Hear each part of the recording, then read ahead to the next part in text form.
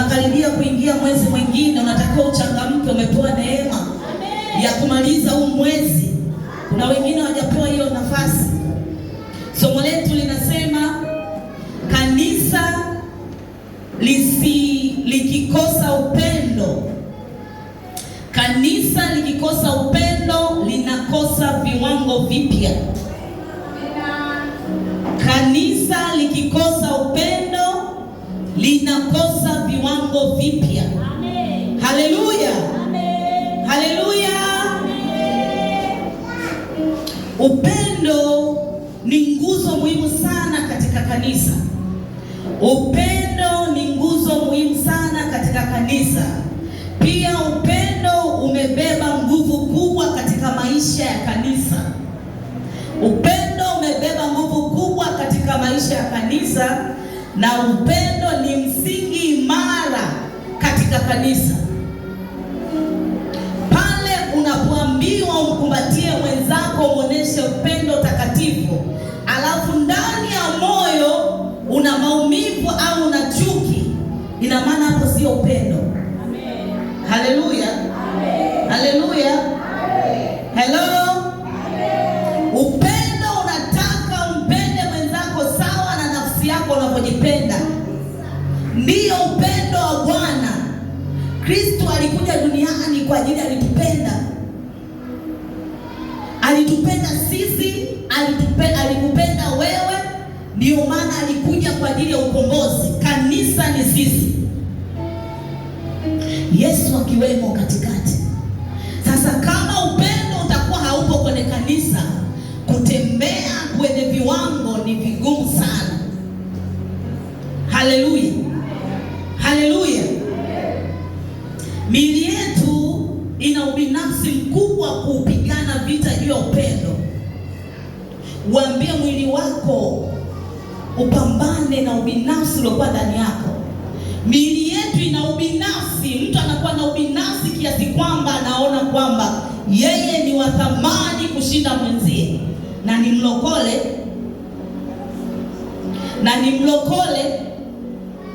Walokole wanapenda kujiona watakatifu sana, wanapenda kujiona wanajihesabia sana haki.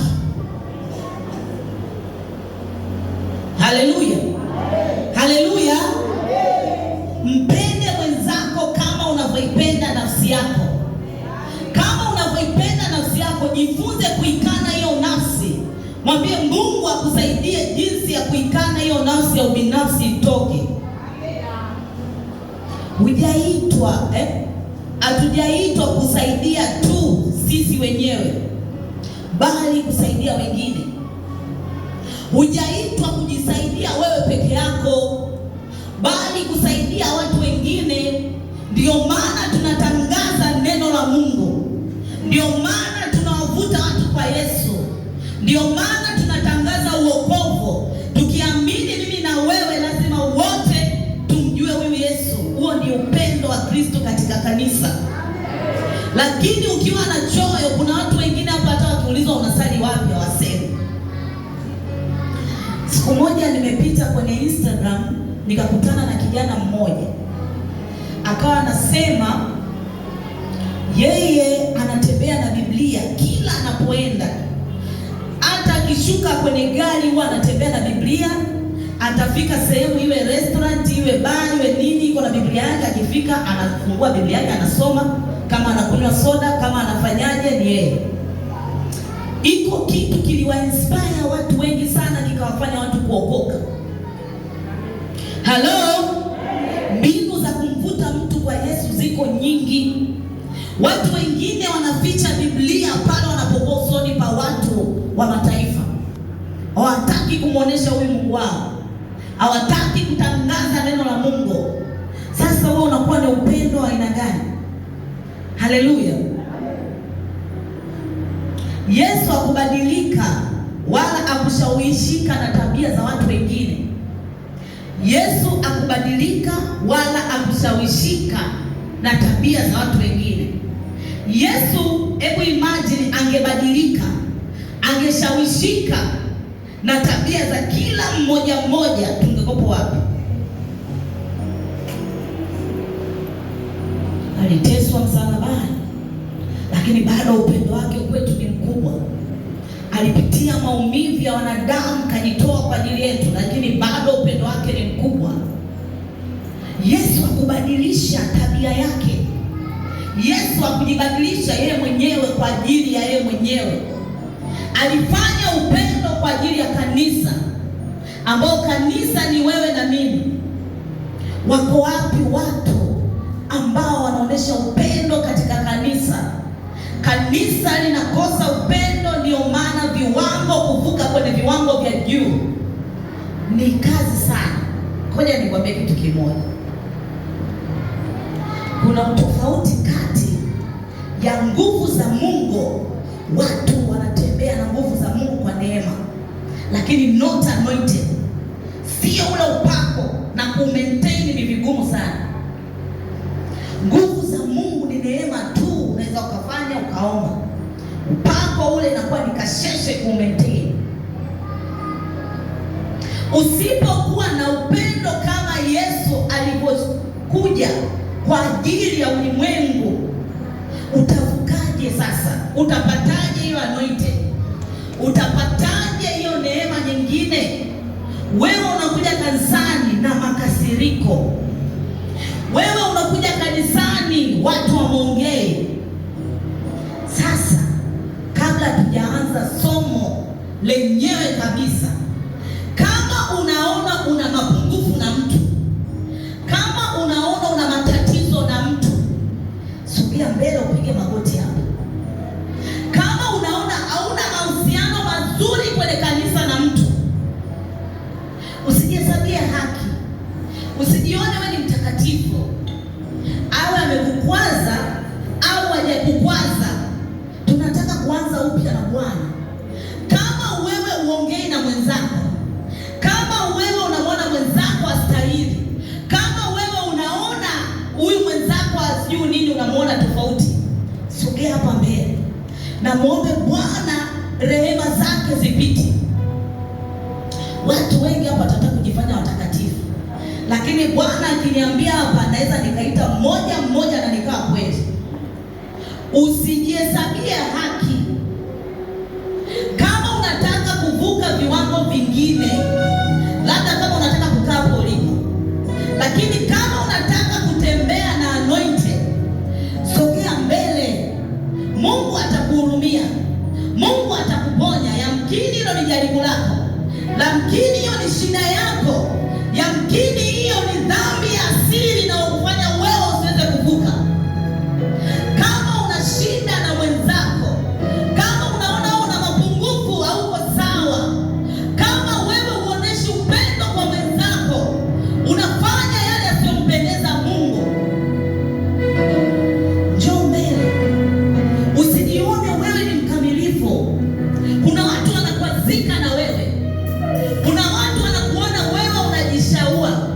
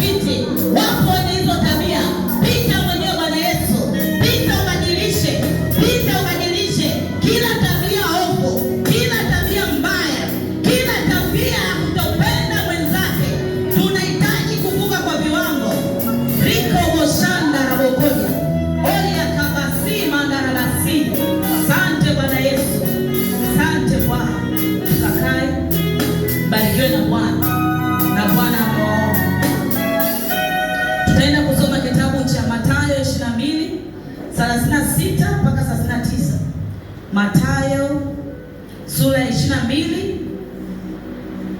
Mathayo 22 mstari wa 36 mpaka 39. Injili ya Mathayo sura ya 22 mstari wa 36 mpaka wa 39. Mwalimu, katika Torati ni amri ipi iliyo kuu? Ni amri ipi iliyo kuu? Mwalimu ndio Yesu. Wanafunzi wanauliza, ni amri ipi iliyo kuu? Ndio. Akamwambia, mpende Bwana Mungu wako kwa moyo wako wote na kwa roho yako yote na kwa akili zako zote. Mpende Bwana Mungu wako kwa akili yako yote. Kama wewe unampenda Bwana alafu mwenzako unamuona astahili au umpendi, wewe ni sawa umpendi Bwana, kwa sababu tumeumbwa kwa mfano wa Bwana. Utasemaje unampenda Bwana na kati unaingia kwenye kanisa umenuniana na mtu?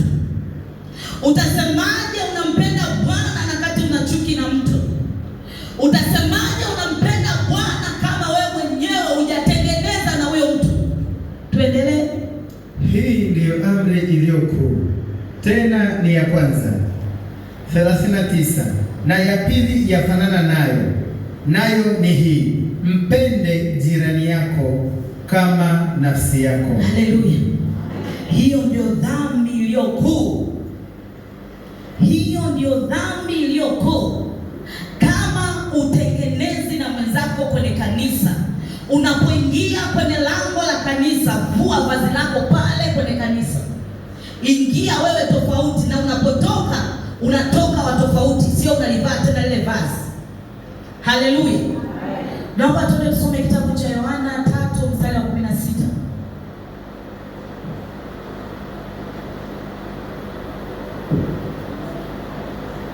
Injili ya Yohana sura ya 3 mstari wa 16. Kwa maana jinsi hii Mungu aliupenda ulimwengu hata akamtoa mwanawe pekee, ili kila mtu amwaminie asipotee, bali awe na uzima wa milele.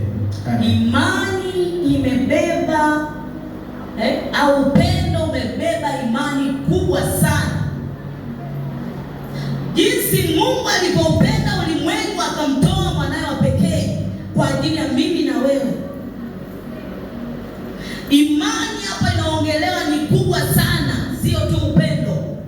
Tunapoongelea upendo ni somo pana sana, sio tu upendo wa kupendana. Imani iko ndani ya upendo pia. Haleluya, haleluya. Mungu aliamini na aliwaumba wanadamu wote, akiamini wote wako sahihi, akiamini wote hawana shida. Lakini mioyo ya wanadamu ndiyo huwa inabadilika. Mioyo ya wanadamu ndiyo ina mapungufu. Lakini Mungu wakati anaumba alijua wao wote watoto wake. Ndiyo maana hata ukimkosea ukirudi kwake bado anakupokea. Sasa wewe kama bado huwezi kukaa vizuri na mwenzio, unafanyaje sasa? Unataka kuvuka viwango? Halo? Unataka kuvuka viwango? Badilika. Twende tuone nguvu ya upendo, au nguvu za upendo ni zipi? Kuna nguvu gani ya upendo? Namba 1, umoja. Ukienda kusoma kitabu cha Zaburi 113 mstari wa kwanza. Zaburi ya 113 mstari wa kwanza. Zaburi 113 mstari wa kwanza. Haleluya! Enyi watumishi wa Bwana, sifuni, lisifuni jina la Bwana. Haleluya. Rudia tena. Zaburi ya 113 mstari wa kwanza. Haleluya! Enyi watumishi wa Bwana, sifuni, lisifuni jina la Bwana. Hii ndio nimeikosea kidogo, samahani, lakini bado inaongelea lisifuni jina la Bwana. Liko pale pale kwenye upendo, lakini haijaongelea sana kwenye umoja. Haleluya. Twende tusome ya pili. Kabla sijavuka kwenye ya pili, upendo ni nguvu, ni umoja, ni ushirikiano. Hivi tukasema tunashirikiana kuijenga kanisa la Bwana, tunashirikiana kufanya upendo wa Bwana, tunashirikiana kuomba, tunashirikiana kufunga kanisa zima, tunashirikiana kufanya yale matendo yampendezao Mungu, tunatembea mitaani kwa ajili ya kutangaza neno la Mungu, kwa ajili ya kutangaza semina, kwa ajili ya kufanya kazi ya Mungu, tunatembea usiku saa 8, saa 5, saa 6, tunamiliki ardhi ili kufanya watu, Mungu aaminishe watu waje kanisani. Upendo wa kujitoa wewe kama Kristo alivyojitoa ndio upendo wa kanisa. Umoja ni nguvu. Umeona wewe mwenyewe uwezi, tafuta mwenzako mwenye nguvu. Kuna watu wana nguvu, Mungu anawapa neema ya kufanya ile kazi ya Mungu. Kuna wengine ni wavivu. Namba 2, upendo unakupa kushinda dhambi. Petro wa kwanza mstari wa 4. Petro wa kwanza sura ya 4 mstari wa 8. Petro wa kwanza sura ya 4 mstari wa 8. Petro wa kwanza sura ya 4 mstari wa 8. Zaidi ya yote, iweni na juhudi nyingi katika kupendana, kwa sababu upendano husitiri wingi. Tayari umetenda dhambi. Unapoweka wivu ndani ya mwenzako, ukiona kasimama, ukiona kakua kiroho, ukiona kafanikiwa, ukiona kainuliwa kwenye huduma, unaweka wivu. Ukiona mwenzako anafanya kazi ya Mungu zaidi ya kwako, unaweka dhambi. Inakupa dhambi. Kwa nini ujiingize kwenye dhambi? Pamoja, kuna wakati mwingine kuna watu wanaweza kukufanya wewe kuingia kwenye dhambi. Wewe unaweza ukawa mwema, lakini kuna watu wakakusababisha kuingia kwenye dhambi kwa sababu ya makasiriko yao, kwa sababu ya tabia zao. Lakini ikimbie dhambi. Kama unaona huyo mtu hapa na matatizo, mwache, muombee, weka upendo. Hivi Yesu angetukimbia sisi na dhambi zetu, tungekuwa wapi? Zaidi ya kutukumbatia. Haleluya. Ya 3, kujitoa kwa ajili ya wengine. Kujitoa kwa ajili ya wengine. Unapojitoa kwa ajili ya wengine ni baraka kubwa sana. Unapojitoa kwa ajili ya fulani ni baraka kubwa sana. Kuna wakati watumishi au wachungaji hatulali. Unaweza unapigiwa simu hadi saa 8 usiku mpaka unasema jamani, wewe mwenyewe una maombi yako, lakini unapigiwa watu wanataka huduma mpaka usiku. Na ukiwa na mwemko unaweza ukafanya kazi throughout mpaka asubuhi bila kujipa nafasi ya kupumzika. Tuwape nafasi watu wengine, tuoneshe upendo kwa wengine. Haleluya. Haleluya. Namba 4, upendo hauna upendeleo. Hautakuwa na upendeleo ukiwa na upendo. Ukiwa wewe kama ni baba, ni mama, ni kiongozi, hautakuwa na upendeleo. Ili kuweza kujenga kanisa litembee kwenye viwango, lazima utawaweka level watu wako. Lazima wale watu wako watatembea kwenye level moja. Hautaonesha upendeleo. Ndio maana kuna wakati unaweza ukaenda hata kwenye kushtaki makosa. Baba akampokea mtu ambaye anajua ana makosa, akambeba. Anajua ana makosa, akambeba. Wote akawaitikia. Na wote tu akawatreat sawa, lakini anajua. Haleluya. Haleluya. Jana nilikuwa kwenye kikao cha familia. Kuna watu wakawa wanasema kwamba tumweke fulani. Nikamwambia wazazi huwa wanajua watoto wao ni wa namna gani. Haijalishi wewe ni mtoto wa kwanza ndio upewe urithi. Haijalishi wewe ndio mtoto wa kwanza upewe kila kitu.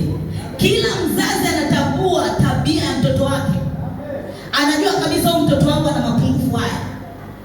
Hakuna mzazi asiyojua mtoto wake ana mapungufu. Labda wewe una mtoto mmoja, na hata kio mmoja unamjua tabia yake.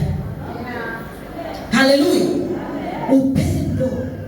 Upendo huo hauna upendeleo. Sawa, hauna upendeleo, lakini hiyo ni scenario nyingine. Bwana Yesu asifiwe. Twende tuone ufanye nini ili uingie viwango vipya. Ufanye nini ili uingie viwango vipya? Kama ni viwango vya huduma, na sana sana ni huduma. Tunataka kutembea kwenye viwango vipya. Tunataka kutembea katika msimu mpya katika kanisa. Tunatembeaje msimu mpya? Tunatembeaje hivi viwango vipya? Tukivua mavazi yetu, tukivua tabia zetu, tukivua ile roho ya kumwona mwenzako wewe ndo unaweza. Mwenzako akisema kitu yeye astahili, hajui, hawezi, hakina maana. Yaani wewe ukisema ndo umesema. Mwingine akisema hakistahili, au yeye hana Mungu. Lazima tuwe tuna upendo. Upendo hautaki upendeleo. Haleluya. Tufanye nini ili tuingie katika viwango? Namba moja, kupigana hatua mpya ambazo hazizuiriki. Kupigana hatua mpya ambazo hazizuiriki au kutokukwama kokote. Ukienda kwenye Methali 4 mstari wa 12. Methali 4 mstari wa 12.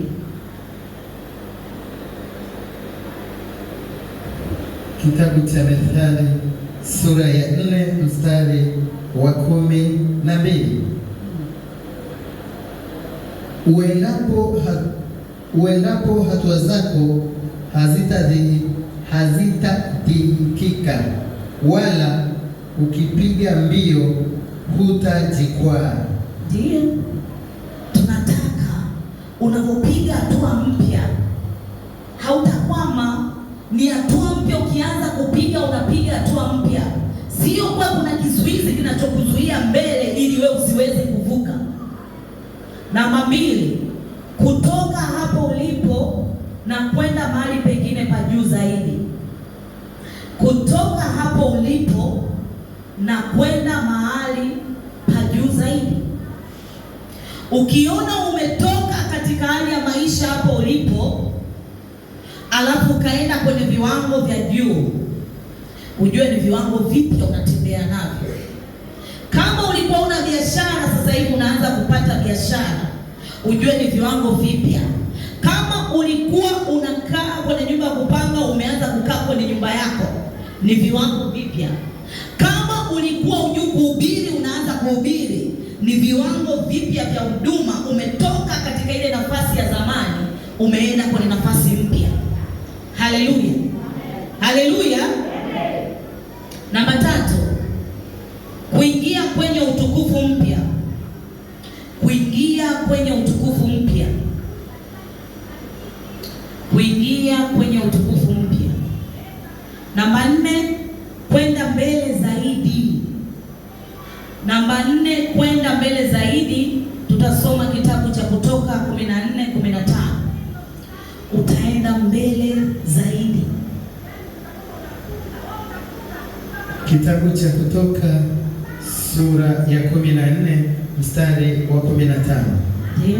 Bwana akamwambia Musa, mbona unanililia mimi? Mbona unanililia mimi? Watu wengi wakiwa na matatizo wanapenda kulia mbele za Bwana. Ndio. Waambie wana wa Israeli, waendelee mbele. Unapoingia kwenye uokovu, hakuna nafasi ya kurudi nyuma. Unapoingia kwenye kazi ya kumtumikia Mungu, hakuna kurudi nyuma. No turning back. Kazi iwe ngumu. Wana wa Israeli walipokuwa katika jangwa, walipokuwa katika ile bahari wanataka kuvuka, wakiangalia nyuma wanamwona Farao na jeshi lake, wakiangalia pembeni wanaona milima, wakiangalia mbele wanaona bahari. Watavukaje? Imani inakuwa imekufa, hofu inakuwa imeingia ndani.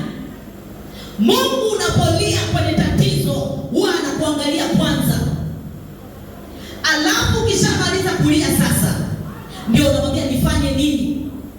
Mungu anataka kujua, unamuuliza ufanye nini, what next. Baada ya yale mauchungu na kulia, unamuuliza Mungu ufanye nini, ili akwambie sasa, mwanangu, songa mbele, nenda mbele, hakuna kurudi nyuma. Njia ndio hiyo hiyo. Huwezi kuwa kama Yona, unaambiwa ufanye kazi unakimbia. Sawa, kuna wachungaji, kuna watumishi mbalimbali, kuna wakati una give up. Kuna wakati unasema kazi ya utumishi ni ngumu, unachukua lile vazi ambalo umeshavishwa. Huwezi kuvua kile kibali ambacho umeshapewa. Upite katika maumivu, upite kwenye matatizo, upite kwenye masengenyo, upite kwenye anguko, upite katika kila eneo, ni kusonga mbele. Hakuna kuangalia nyuma. Hata tatizo liwe la aina gani, unatakiwa kwenda mbele. Maji ukishayavua lazima uyaoge. Huwezi tu ukayavua maji alafu usioge, au ukavua usioge ukabaki tu na yashangaa. Mungu anataka watu wajasiri. Mungu hataki mtu anaolia. Unalia alafu muulizi Mungu what next. Unalia unanyamaza, uchungu umekukaa, alafu unaingia kulala. Anakushangaa huko mbinguni. Muulize what next. Nini nifanye baada nimeshakuwa uchungu wangu wote? Nimeshatoa uchungu wangu wote, nifanye nini sasa? Nimejaribu kila njia lakini naona siwezi. Kuna watu wanatafuta kazi lakini wameingiwa na hofu, wameingiwa na roho za kukata tamaa. Wanaona tena Mungu hafanyi tena, wanaona tena hakuna kingine bali yeye ni yangu hapo hapo. Mimi nimesoma lakini mbona wenzangu wanaenda huko? Mbona wenzangu wanapata kazi? Kuwa mvumilivu. Penye kitu kizuri kinataka uvumilivu. Kitu kizuri ukipati kirahisi. Kitu kitamu lazima upite kwenye uchungu. Huwezi ukapita kitu kitamu bila uchungu. Lazima upite ule uchungu ndio uvune kile kitu kitamu. Haleluya. Haleluya. Tunaenda ya 5. Kufanikiwa zaidi. Kufanikiwa zaidi. Unapotembea kwenye viwango, baraka zinafurika. Unajikuta unafanikiwa viwango kwa viwango.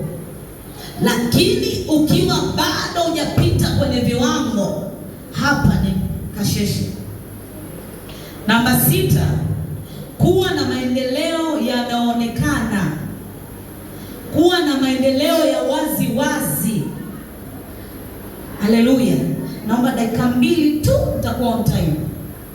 Kuwa na maendeleo yanaonekana waziwazi. Hii mtasoma kwa wakati wenu, Timotheo wa kwanza mstari wa 4:15 kutokana na muda. Hiyo kuwa na maendeleo waziwazi. Namba 7, kukua. Tutasoma kitabu cha Luka 2:52. Namba 8, leo yako inakuwa bora kuliko jana. Jana ulipovuka ulikuwa hujui kuhubiri. Leo umekuwa mhubiri mzuri. Ulikuwa hujui kuomba. Leo umekuwa mwombaji mzuri. Umekuwa hujui kufanya kazi. Leo umekuwa mfanyakazi bora. Ndiyo hivyo. Ya mwisho, malengo yako uliojiwekea unayatimiza au yanatokea, au vitu vilivyo vitamania unavipata. Kama ulitamani kitu fulani mwaka huu Mungu afanye, unajikuta unapata kile kitu ambacho umetamani. Haleluya.